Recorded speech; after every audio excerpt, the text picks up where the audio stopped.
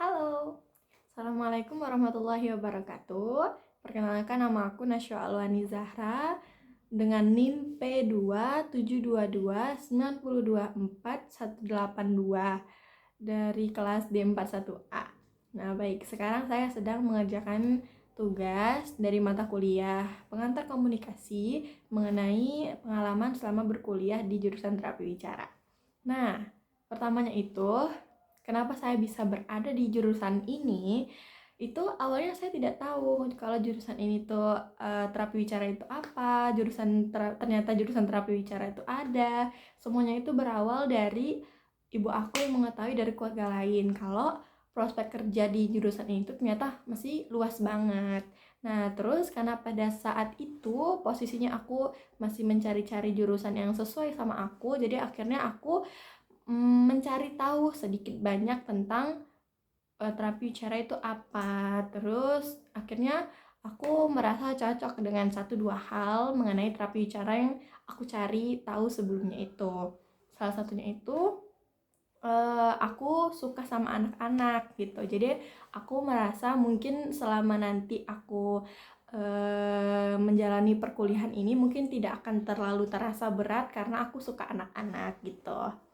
Kemudian aku mengikuti tes, lalu lulus, dan perkuliahan pun dimulai.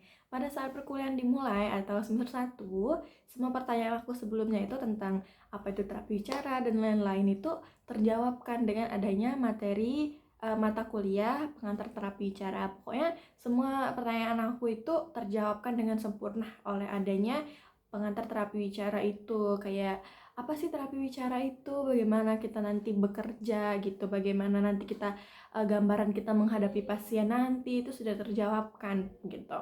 Terus pada saat yang sama pun aku sangat-sangat terkejut dengan kompleksnya mata kuliah terapi bicara ini.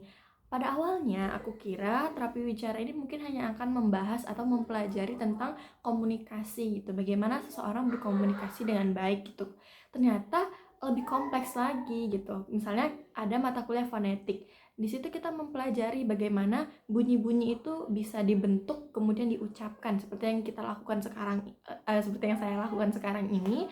Bagaimana itu bisa terjadi itu dipelajari juga.